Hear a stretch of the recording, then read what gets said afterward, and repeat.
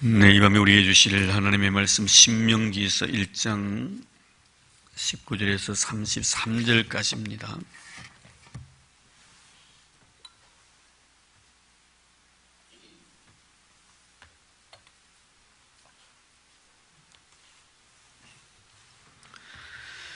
신명기서 1장 19절에서 33절까지의 말씀, 우리 다 같이 한 절씩 교독하도록 하겠습니다. 우리 하나님 여호와께서 우리에게 명령하신 대로 우리가 호렙산을 떠나 너희가 보았던 그 크고 두려운 광야를 지나 아모리 족속의 산지길로 가데스 바네아에 이른 때에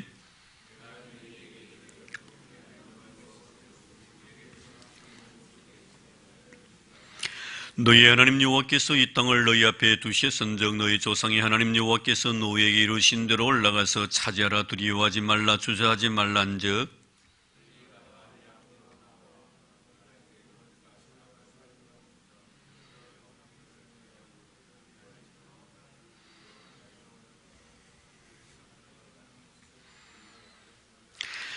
내가 그 말을 좋게 여겨 너희 중 각 지파에서 한 사람씩 12를 택하며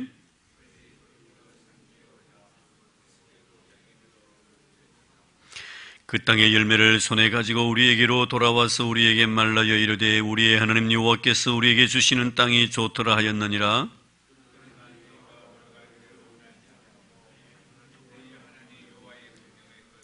장막 중에서 원망하여 이르기를 여호와께서 우리를 미워하심으로 아모리 족속의 손에 넘겨 멸하시려고 우리를 애굽 땅에서 인도하여 내셨도다.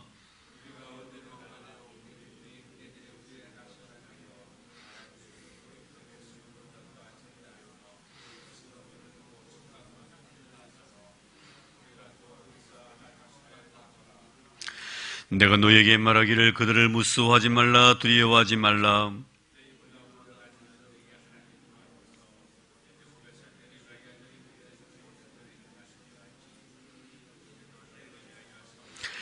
광야에서도 너희가 당하였거니와 사람이 자기의 아들을 안는 것 같이 너희의 하나님 여호와께서 너희가 걸어온 길에서 너희를 안으사 이곳까지 이르게 하셨느니라나. 같이 봉독합니다. 그는 너희보다 먼저 그 길을 가시며 장막 칠 곳을 찾으시고 밤에는 불로 낮에는 구름으로 너희가 갈 길을 지시하신 자이시니라. 아멘. 네, 오늘 본문의 말씀의 배경 여러분 다 이해하고 계시라 믿습니다만 이스라엘 백성들이 광야에서 40년 동안 참 방황하면서 하나님 앞에 훈련을 받습니다만 사실 시내산에서 이 가데스 바네아까지 11길이면 충분히 올 수 있는 길이었지만 40년 동안 거기서 그 추위에 또 더위에 힘들어하면서 그 광야 생활할 수밖에 없었던 그런 이유에 대해서 오늘 말씀해 주는 그런 내용입니다. 왜 11길만 하면 충분히 갈 수 있는 그 길을 이렇게 40년의 세월을 보내야만 갈 수 있었던가? 그것은 바로 너희들의 조상 제1세대 너희 부모들이 하나님의 거룩한 말씀에 불순종한 결과였다라는 것을 모세는 가데스 바네아에서 정말 이 정탐꾼들 12명을 가나안 땅에 보내서 정탐했던 그 사건을 오늘 자세히 설명하는 그런 내용이지요. 사실 이 설교를 하고 난 뒤에 모세는 이제 120세 일기로 이 세상을 떠나게 됩니다만 사실 이 설교의 말씀이 이스라엘 백성들에게 남긴 마지막 고별의 설교라고 말씀을 드릴 수가 있습니다. 그래서 지금 이 설교를 듣고 있는 대상들은 출애굽 제1세대가 아니고 광야에서 태어났던 제2세대들입니다. 그중에 1세대는 여호수아와 갈렙밖에 없는 것이죠. 그 2세대들에게 이 말씀을 지금 하고 있는 그런 내용임을 먼저 여러분의 머릿속에 정리를 하시기를 바랍니다. 자, 그러면 오늘 본문을 통해 우리에게 주시는 영적 교훈들을 몇 가지 이렇게 생각을 해보려고 합니다. 오늘 모세는 이렇게 제2세대들에게 하나님께서 우리에게 약속해 주신 그 아름다운 축복의 땅 가나안 땅은 그저 주어지는 것이 아니고 많은 시련과 역경과 고난의 과정을 잘 견디고 참고 인내하는 사람에게 주시는 하나님의 거룩한 복이라는 사실을 그들에게 말씀해 주고 있습니다. 19절 말씀 볼까요? 우리 하나님 여호와께서 우리에게 명령하신 대로 우리가 호렙산을 떠나 너희가 보았던 그 크고 두려운 광야를 지나 아모리 족속의 산지길로 가데스 바네아에 이른 때에 그러니까 과거에 제1세들이 하나님의 거룩한 명령에 순종해서 그까지 왔는데 가데스 바네아에서 12명의 정탐꾼을 갖다가 가나안에 파송하게 되고 그 결과에 대해서 여호수아와 갈렙은 하나님의 약속대로 그 땅은 우리의 땅이다, 그들은 우리의 밥이다라고 이렇게 했지만 그 외 10명의 정탐꾼들은 우리는 그들 앞에서 메뚜기같이 너무나 나약한 존재라고 하면서 부정적인 이야기를 했을 때 온 이스라엘 백성들은 10명의 정탐꾼들의 말을 듣고 하나님의 거룩한 약속의 말씀을 신뢰하지 아니합니다. 자, 거기에 대한 말씀이지요. 그래서 여기서 보면은 사실 모세가 이스라엘 백성들에게 언급한 여기서 이 가나안 목적은 바로 가데스 바네아에까지 왔는데 그까지 오면서의 광야의 길을 40년을 지금 해고하면서 하시는 그런 말씀입니다.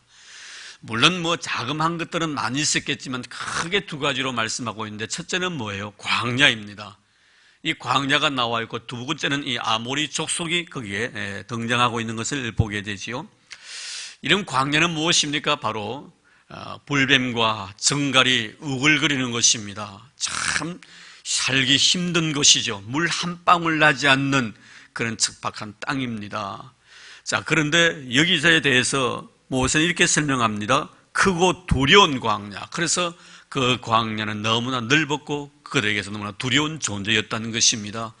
정말 맹수가 우글거렸고 불뱀과 정갈이 우글거리는 그곳을 40년 동안 그들이 그곳에서 생활했다는 것입니다. 참 힘겨운 싸움이 그 속에 이루어졌던 것이죠. 환경이 얼마나 척박했던가 하는 것을 한눈에 볼 수 있는 그런 대목이고요. 그 다음에 여기서 아모리 족속이 나옵니다만 이 아모리 족속은 그 당시 많은 백성들 가운데 굉장히 그 큰 세력을 가지고 있었던 군사력을 가지고 있었던 팔레스틴 그 주변에서 세력을 평창해 나가는 그런 큰 민족이었습니다. 굉장히 힘이 강했고 군사력이 굉장히 강했던 그런 민족이었습니다. 자, 그러니까 아모리 족속과 그리고 광야에 대한 이런 어려움이 없잖아 있었다는 것입니다. 사람이 우리 앞길을 막고 또 주요 환경이 열악한 그런 가운데서 우리가 40년의 세월을 지켜왔다는 것입니다. 그리고 이제 여러분들이 가나안의 목전까지 와 있습니다라고 설명을 하고 있는 것입니다. 사실 그렇습니다. 이 광야 40년, 50년, 60년이니 아니면 때로는 이 광야가 어떤 사람에게는 10년이 될 수가 있고 때로는 그 광야가 아주 짧은 한 달도 될 수가 있을 것입니다.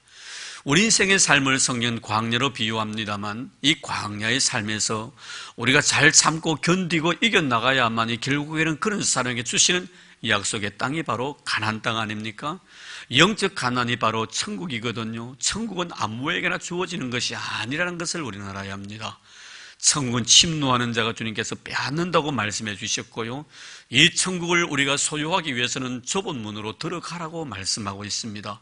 넓은 길은 많은 사람이 드나들지만 그 좁은 길은 협착하여 가는 사람이 적다라고 이야기를 하고 있습니다. 그러므로 좁은 길을 걸어가라고 주님 말씀하셨습니다. 그리고 예수님을 따르는 제자들에게 주님 하신 말씀이 뭡니까? 자기 자신을 부인하고 자기에게 주어진 십자가를 지고 나를 따르라고 했습니다. 나를 부인하지 않고는 갈 수 없는 길이 바로 천국입니다. 그리고 나에게 준 십자가입니다. 누구들이 다 십자가가 있는데 이 십자가를 우리가 잘 감당해야만이 갈 수 있는 곳이 바로 천국이라는 것을 주님은 분명히 우리에게 말씀해 주셨지요. 우리 예수님께서 참 놀라운 기적과 역사를 이루셨을 때 그 모습을 바라보고 한 서기관이 예수님을 따르려고 합니다. 이 서기관이 예수님을 따르려고 했던 그 목적 자체는 정말 제자가 되기 위함이 아니라 예수님을 따름으로 인해서 그분을 통해서 많은 사람들이 따라다니면서 인기를 누리고 있는데 나도 한자리 하고 싶은 그런 세상적인 욕망 때문에 예수님을 따르려고 했죠. 이때 예수님께서 하시는 말씀이 뭐냐면 공중에 나는 새와 그리고 여우에 대한 말씀을 하시면서 공중에 나는 새도 거처가 있고 여우도 굴이 있지만 인자는 머리 둘 곳조차 없다고 말씀하셨습니다. 너가 나를 따르는 것이 세상적인 목적에서 세상적인 어떤 야망을 키우기 위해서 더 많은 것을 소유하기 위해서 네가 나를 따른다면 나는 너를 거절하고 싶다는 것입니다. 결국 그 서기관의 요청에서 주님은 거부를 해버리십니다.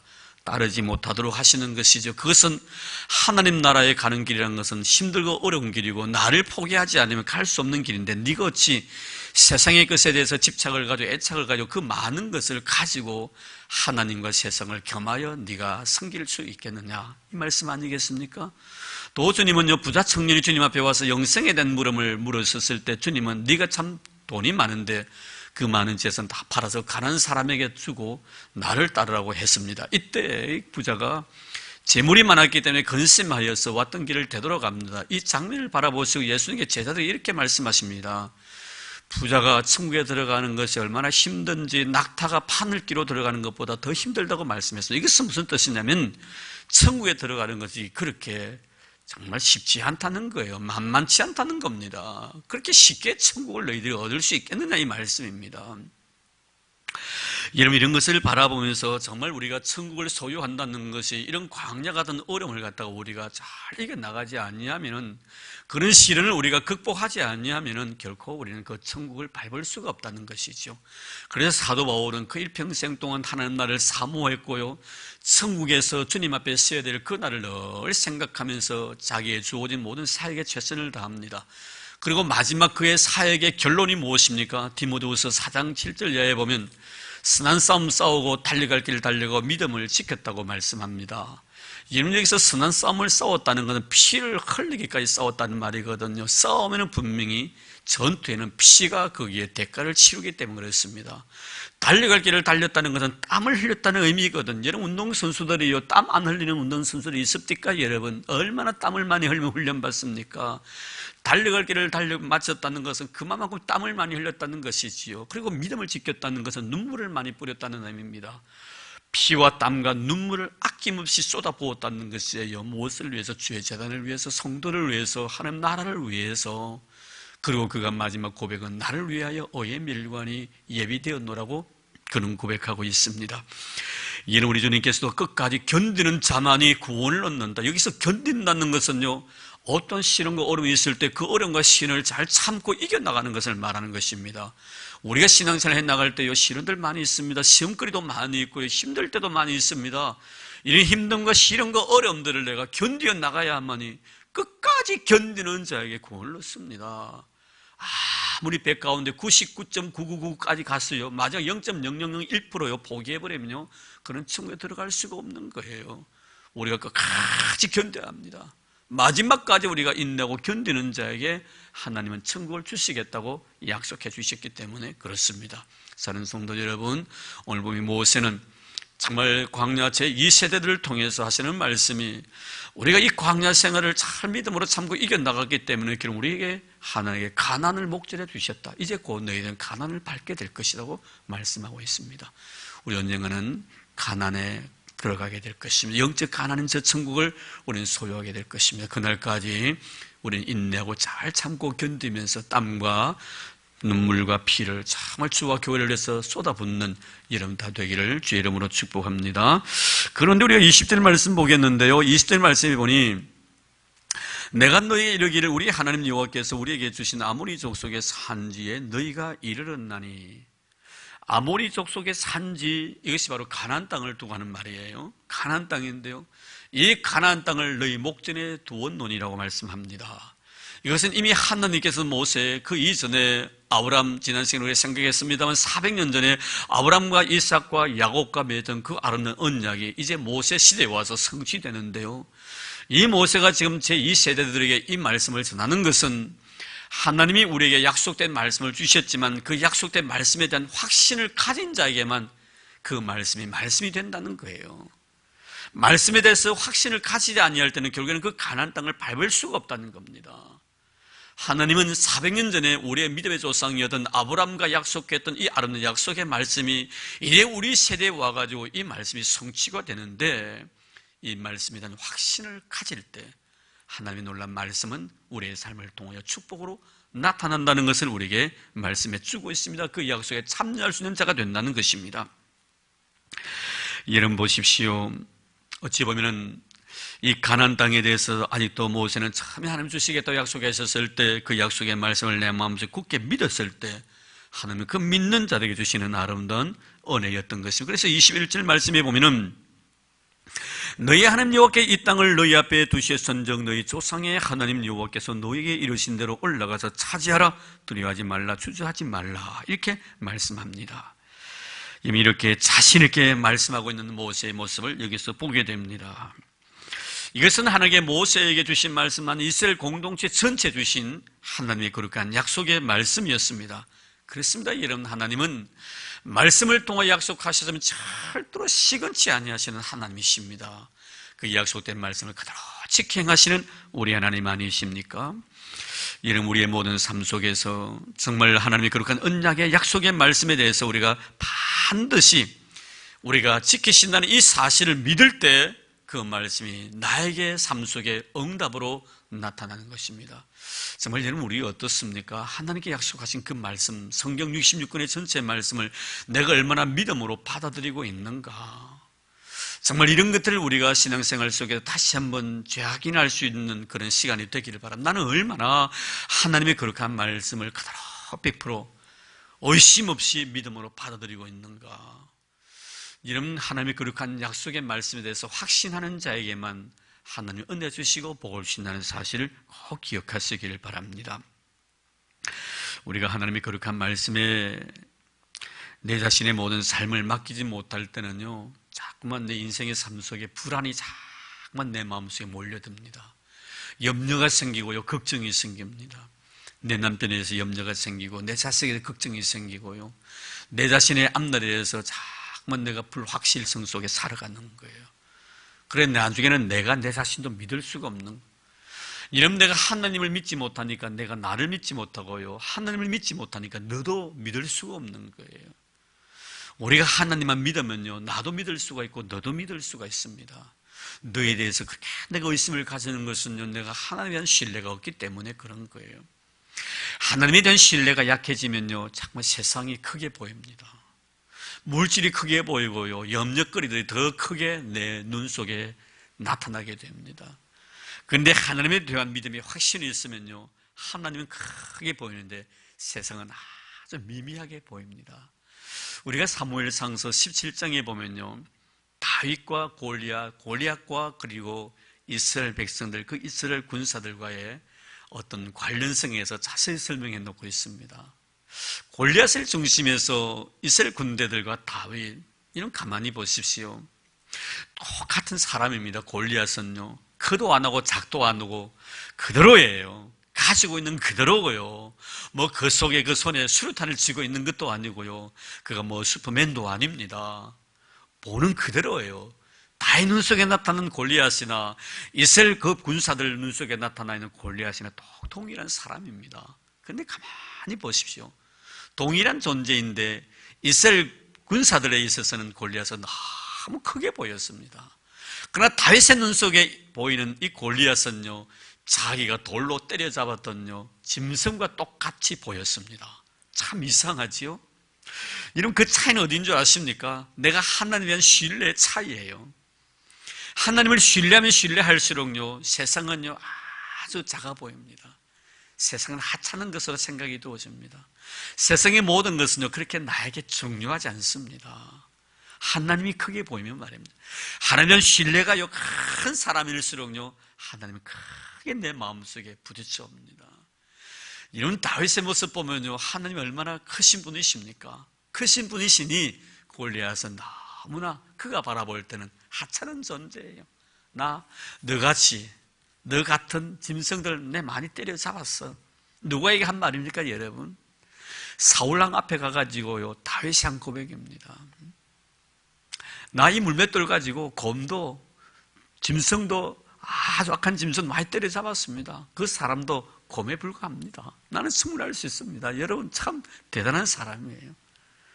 여러분, 모든 사람이 벌벌 떨고 있었지만요, 다윗의 눈 속에서는요, 아무런 하찮은 인물이었습니다. 정말 할례받지 못한 사람이었어요. 할례받지 못한 사람. 힘없는 자다 이 말이에요. 아무리 세상적으로 힘이 없다 할지도 하나님 믿는 사람은 세상에 어떤 강한 힘을 가지고 있는 사람이라 할지도 그 하나님 힘으로 인하여 정복될 수 있다는 사실을 다윗은 믿었습니다. 여러분, 하나님의 말씀에 확신을 가지고 있는 사람은요, 세상이 두렵지 않습니다. 세상이 제 아무리 큰 세력을 가지고 나에게 온다 할지라도 가득하지 않는. 제가 늘 마음속에 존경하시는 목사님, 제가 마지막 성겼던 계한식 목사님 말씀을 드렸습니다만, 그 목사님이 그 당일을 하시면서 주신 귀한 메시지를 기억하고 있습니다. 갈라디아서에 있는 귀한 말씀을 하시면서 내가 사람을 좋게 하랴 하나님을 좋게 하랴, 내가 사람을 기쁘게 해드렸다면 예수 그리스도의 종이 아니니라. 근데 그분이 그 말씀을 당에서 말씀하셨는데, 저는 그 말씀을 들으면서 어떤 생각을 가지고 있었냐면, 이 말씀이 이 목사님의 신앙 철학이구나 하는 것을 깨닫게 되었습니다. 참 대단하신 분이셨어요. 사람을 좋게 하지 않겠다는 거예요. 하나님을 내가 기쁘게 해드리겠다는 겁니다.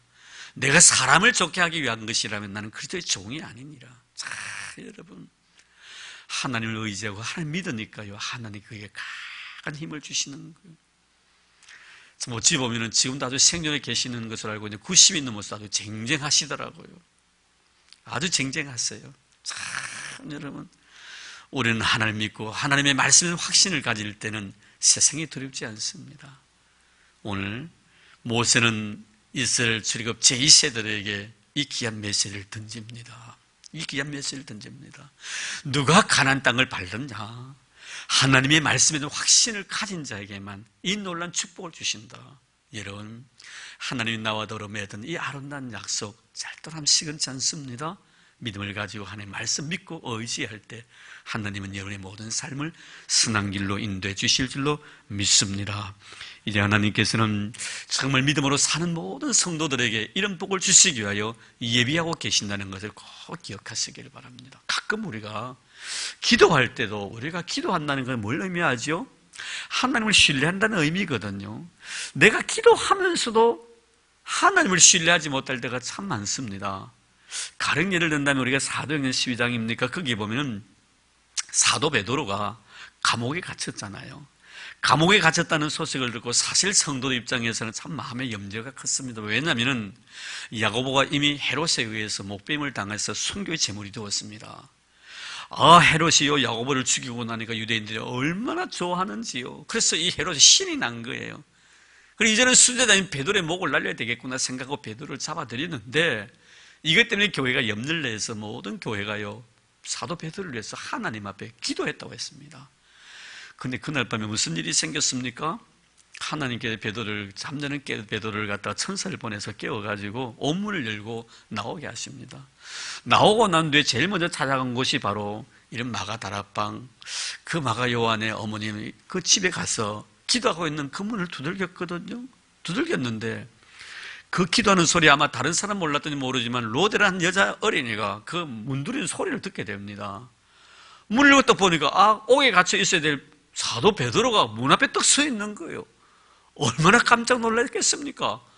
한편으로 참 놀랍기도 하고 한편으로 참 감사하기도 하고, 그래서 뒤돌아 기도하는 사람에게 사도 베드로가 아이고 왔다고 이러니까 뭐라 합니까? 정신 나간 소리 하지 말라고, 지금 베드로가 옥에 있는데. 그랬더니 아닙니다, 내가 하는 말이 진실입니다 했더니, 그러면 베드로가 아니고 베드로를 지키는 천사인가? 이렇게 말합니다. 무슨 뜻이에요 여러분? 기도 따로 현실 따로입니다. 이러면 신앙 따로 현실 따로예요. 이러면 기도하고 나면 그 기도한 대로 내가 믿어야 되는데, 여러분 베드로가 자기 문 앞에 왔으면 할렐루야 하나님 응답해 주셔서 고맙습니다 이렇게 돼야 되겠는데 정신 나간 소리 한다는 거예요. 미친 소리 하고 있다고 성경 그렇게 말씀하고 있습니다. 정신 나간 소리 한다는 거예요. 여러분, 어찌 보면 말씀은 말씀이고 현실은 현실이다 이렇게 생각하죠. 여러분 현실 따로, 그리고 우리가 말씀 따로 아닙니다. 말씀이 현실이고 현실이 말씀임을 믿으시기를 바랍니다. 이런 다윗의 특징이 뭡니까? 이스라엘 군대들이요, 하나님 안 믿은 거 아닙니다. 다윗도 하나님 믿었고 그들도 하나님 믿었습니다. 그런데 여러분, 이스라엘 군대는요, 골렛 앞에서요, 하나님 따로 현실 따로였습니다. 그런데 여러분, 다윗은 어떻습니까? 현실이 바로 하나님이셨고요, 하나님이 현실이었어요. 사는 성도 여러분, 말씀에 대한 확신을 가지고 있는 사람은요, 현실과 말씀을 혼돈하지 않습니다. 그 현실, 나의 삶의 현실 속에 하나님이 말씀으로 역사하신다는 것을 깨닫습니다. 말씀이 역사하는 그것이 바로 현실이라는 것을 내가 경험하게 되는 겁니다. 우리 믿음으로 사는 성도들은 항상 이런 믿음을 가지고 살아갈 때 하나님의 약속의 말씀은 그대로 성취된다는 것을 이런 꼭 잊지 말고 기억한 이름 되기를 주의 이름으로 축복합니다. 자, 그리고 난데 22절 말씀해 보면요, 이렇게 말씀합니다. 너희가 다 내 앞으로 나와 말하기를 우리가 사람을 우리보다 먼저 보내어 우리를 위하여 그 땅을 정탐하고 어느 길로 올라가야 할 것과 어느 성읍으로 들어가야 할 것을 우리에게 알리게 하자 하기에, 이 22절 말씀은 21절 말씀에 대한 이스라엘 백성의 반응이에요. 그러니까 모세를 중심해서 이스라엘 백성들이 가데스 바네아까지 왔는데 이제 곧 가나안 땅에 들어가야 됩니다. 하나님 약속의 땅을 들어가야 됩니다. 그런데 이스라엘 백성이 뭐라고 말합니까?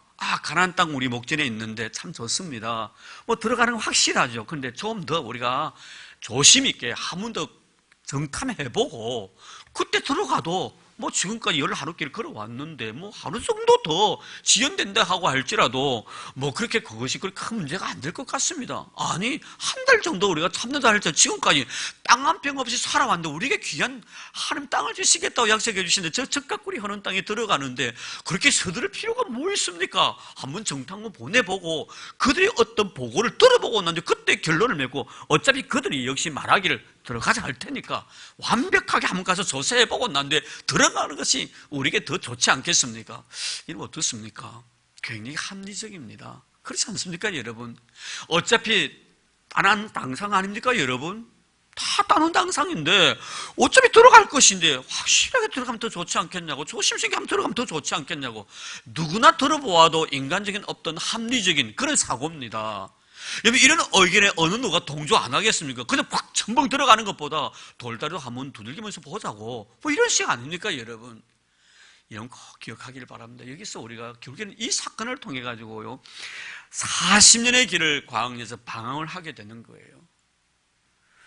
왜 이들이 이렇게 함으로 인해서 하나님께 그들을 40년 동안 다시 광야로 되돌려보내십니까? 여기서 우리 정면 교훈을 지금 메시지를 전달하는 거예요. 그것은 뭡니까? 절대로 하나님의 명령보다, 하나님의 말씀보다 인간적인 합리적인 생각이 앞서서는 안 된다는 거예요. 우리가 신앙생활에 나가면서요, 머리로서 신앙생활을 하는 사람은 굉장히 많습니다. 이건 신앙은 머리가 아니고 가슴이에요. 가슴으로 다가가면 나중에 머리로 이해되어집니다. 이해를 하고 난 뒤에 내가 가슴으로 다가가겠다, 평생 안 됩니다. 여러분, 하나님에 대해서 여러분 머리로 다가가 보십시오. 하나님의 존재에 대해서 여러분 믿을 수 있겠습니까? 우리가 가슴으로 다가가지 않냐고 머리로 먼저 접근하기 때문에 하나님의 말씀을 통한 창조의 역사를 받아들이지 못하는 거예요. 그리고 그들이 말하는 것이 뭡니까? 창조가 뭐냐? 진화론이지 합니다. 내가 정말 가슴으로 다가가지 않냐고 머리로 이해하려고 하니까 예수의 동정녀 탄생이 믿어집니까, 여러분? 안 믿어집니다. 어떻게 귀한 생명이 남자 없이 태어날 수가 있나? 이거 과학적으로 증명이 안 되는 거예요. 예수님 무료 걸어가? 어떻게 증명됩니까, 여러분? 평생 여러분 머리를 쓰고 또 쓰고 또 쓰고 해봐도요, 사람이 물속에 빠지지요. 질량이 더 강하기 때문에 빠지게 돼 있습니다. 그런데 여러분, 어떻게 예수님 무료 걸어가요? 5병 이뤄서 5,000명을 먹였다? 어떻게 이해되어져요? 이런 사람들의 합리적인 사고가요, 하나님 말씀보다 앞설 때는요, 절대로 하나님에 대한 신뢰가 안 됩니다. 우리 인간의 지혜로서요, 이해하지 못하는 것들이 이 세상에 얼마나 많은 줄 아십니까, 여러분? 아무리 사람의 머리가 똑똑하다 할지라도요, 우리가 먹고 있는 쌀 있잖아요, 쌀요. 그 녹말 하나요, 못 만들어냅니다, 여러분. 생명체 하나 못 만들어내요. 창조할 수가 없는 거예요. 내가 매일 밥을 먹는 이 녹말요, 여러분 잘 알지 않습니까? 낮에는 광합성 작용을 통해 밤에는 탄소 동화작용을 통해 가지고 이런 모든 정산작용, 탄소 동화작용을 통해 정산작용을 통해서 이 녹말이 생성되는데 이거 어떻게 하나 못 만들어내 사람이에요, 여러분. 아무리 쥐가 똑똑해도요, 쌀 한 톨 못 만들어내요, 여러분. 이런 것이 우리 인간인데 어떻게 우리가 인간의 머리를 가지고 하나님의 세계를 내가 이해하려고 하나? 여러분, 절대로 머리로서요 하나님의 거룩한 말씀에 접근하려고 하는 사람은 절대 하나님 그들과 일하지 않습니다. 가슴으로 다가가야 돼요. 가슴으로. 오늘 보면요, 이 이스라엘 백성들이 말하는 것이 얼마나 합리적입니까? 그러나 그 일로 통해서 하나님께서는 다시 40년 동안 내보내버리십니다. 머리로서 다가가면 불평불만 원만밖에 되지 않습니다. 가슴으로 떡이 역사해 보십시오. 여러분, 하나님이 그런 사람들과 손을 잡고 일하시는 모습을 보게 됩니다. 오병이의 사건도 그래요. 예수님께 그들에게 뭐라면 제자들에게 너희들이 먹을 걸 주오라 했습니다. 이런 먹을 걸 주오라 했을 하나님께 하시는 어떤 방도가 있기 때문에 그런 거예요. 이때 빌립이 뭐라고 합니까? 200대는 바로 머리부터 바로 나옵니다, 여러분. 계산이 바로 나오는 거예요. 이 일을 이루게 나가려고 하면 돈이 얼마 정도 드는 데부터 먼저 나오는 겁니다. 여러분, 예수님은요, 그런 사람을 통해 역사하지 않습니다. 누굽니까? 안드레입니다. 도시락 가져오는 거예요. 그 어린애가 가지고 있는 도시락, 이것 가지고 5,000명을 어떻게 하겠단 말입니까? 근데 문제는 뭐예요? 예수님은 해결해 주신 것을 믿었기 때문에 그런 거예요. 제가 언젠가는 한 분을 만난 적이 있는데 순간적으로 참 제가요, 기분은 좀 나빴습니다만 지금도 항상 이 말씀을 생각하면 그분이 생각이 되어져요. 어느 교회 다니시는지 저는 잘 모르겠어요. 제가 하루는 그분을 만났는데 저를 만나자마자 하는 말이, 그분은 제가 목사인 줄 알았어요. 근데 저는 그분이 교회 다니시는 몰랐습니다. 말을 통해서 알았어요. 제보고 하는 말이 모든 해결자는 예수님이십니다 이러더라고요. 제가 깜짝 놀랐어요. 그분의 나를 목사로 아는데 나는 그분의 집분은 몰라요. 지금까지 몰라요. 그래서 순간적으로 왜 나에게 목사님 안녕하십니까 이러면 될 건데 모든 해결자는 예수님이십니다 하고 딱 그렇고 순간적으로 막 제가 이 사람이요 날 보고 뭐 어떻게 하는 말인가, 인사하면 인사를 하지. 근데 날 보니까 그게요 메시지였어요. 정말 귀한 말씀이더라고요. 모든 해결자는 예수님이십니다. 아멘입니까? 아멘입니까? 예, 모든 문제 해결자는 예수님이세요. 여러분, 지금요 안드레 같은 경우 보면요 오병이어를 주님 앞에 가지고 가는 거예요. 가슴으로 다가가는 거예요. 참 하나님 역사를 보면요 머리로 접근하는 자가 아니라 가슴으로 다가가는 사람을 통해 역사하시는 하나님이십니다. 이런 그런 신앙이 되기를 주의 이름으로 축복합니다. 좀 세상적인 지혜는 부족해도요 믿음이 있는 사람 되기를 바랍니다.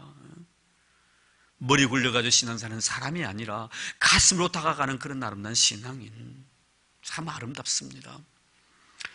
오늘 여러분, 왜 이들이 실패하게 됐는가 하는 것은 바로 합리적인 사고가 하나님의 거룩한 말씀보다 앞섰기 때문에. 오늘 절대로 합리적인 사고, 내가 아무리 가진 지혜가 많다 할지라도 하나님의 말씀보다 내가 먼저 앞서서는 안 됩니다. 이제 마지막으로 한 가지 더 말씀을 드리고 싶은 것이 있습니다. 그것은 30절 말씀인데요, 오늘 제목이기도 합니다만 3절 말씀 볼까요? 너희보다 먼저 가시는 너희의 하나님 여호와께서. 자, 여러분, 너희보다 먼저 가시는 하나님 여호와께서. 자, 그러면 33절 보세요. 그런 너희보다 먼저 그 길을 가시며, 하나님은 항상 우리보다 먼저 앞서 가신다는 거예요. 앞서 가신다는 거예요. 앞서 가시는 이유가 뭡니까? 모든 것을 다 준비해 주시기 위해서. 이건 창세기에 보면요, 창세기 22장에 보면 하나님께서 주신 아름다운 선물 이삭을 아브라함에게 바치라고 하십니다. 이삭의 아버지와 함께 모리아산으로 가면서 참 이상한 것 하나 발견하게 됩니다. 그것이 뭡니까? 왜 아버지는 그동안에 하나님 앞에 자주 예배를 드리셨는데, 제사를 드리셨는데 그때마다 불과 나무와 재물을 꼭 가지고 내 앞에 예배 드린 것을 보았는데 왜 오늘은 아버지께서 나무와 불은 가지고 가시는데 재물을 안 가지고 가실까? 그래서 묻지 않습니까? 아버지, 왜 오늘 하나님 앞에 제사 드려가지 않습니까? 그래 예배 드리고 가지 지금. 그런데 아버지, 평소에 아버지께서 늘 불과 나무는 가지고 불과 나무뿐만 아니고 재물까지 가져가시는데 오늘 왜 재물 안 가지고 가십니까? 이러니까 아브라함이 뭐라고 말합니까? 다 하나님께서 준비해 주셨느니라. 하나님 준비해 주셨다는 것이 아브라함의 신앙이에요. 미리 모든 것들을 다 예배해 주셨다는 거예요. 예배해 주시고 그 길로 인도해 주신다는 거예요. 그 신앙이 맞았습니까? 안 맞았습니까? 맞았습니다, 여러분. 이삭을요 제물로 바치려 하는 순간 하나님께 천사를 보내셔서요 그 손을 잡으시고요 나도 뒤로 돌아보니까 제물을 다 마련해 주신 거예요. 숯불에 걸려있는 순양을 다 준비해 주신, 그게 뭐예요? 여호와 일의 축복이에요. 하나님께 우리보다 먼저 가시는 거예요. 먼저 가셔서 우리가 해야 될 일을 다 마련해 주신 거예요. 그러니 우리는요 하나님을 믿고요 인생을 편안하게 살아가기만 하면 됩니다. 말씀대로 살아가면 하나님께 다 우리를 위해서 준비해 주셨습니다. 우리 그 찬송 중에 그런 찬송 있잖아요. 주께서 내 길 예비하시네. 주께서 내 길 예비하시네.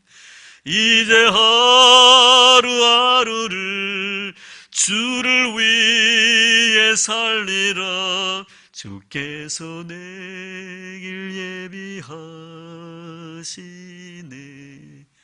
아멘. 네. 주께서 내 길 예비하시네. 주께서 내 길 예비하시네. 이제 나는 하루하루를 주를 위해 살리라. 우리가 주를 위해 살면요, 주님께 내 길을 다 예비해 주시는 거예요. 자, 그런데 그럼 하나님 앞서 우리를 위해서 가시는데 오늘 구체적으로 왜 가시는가? 모세는 말씀합니다. 자, 33절 다시 보겠습니다. 그런 너희보다 먼저 그 길을 가시며 뭐 하신다고요? 장막 칠 곳을 찾으시고 밤에는 불로 낮에는 구름으로 너희가 갈 길을 지시하신 자시니라. 우리보다 먼저 가서 장막을 칠 곳을 찾기 위해서. 장막은 뭡니까? 내가 거할 처소예요. 내가 안식을 누릴 곳이에요.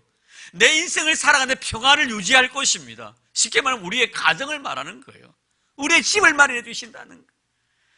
이제는 우리가 땅 한 평 없는 곳에 정말 광야 같은 인생의 삶을 살아가는데 하나님께 내 앞서서 가셔가지고 내 영혼을 편히 쉴 수 있는 그런 아름다운 장소를 마련해 주시기 위해서 하나님께서 항상 우리가 쉴 수 있는 그런 물가로 또 푸른 초장으로 우리의 영혼을 인도해 주시기 위해서 우리를 먼저 앞서서 이끌어 주신 줄 믿습니다.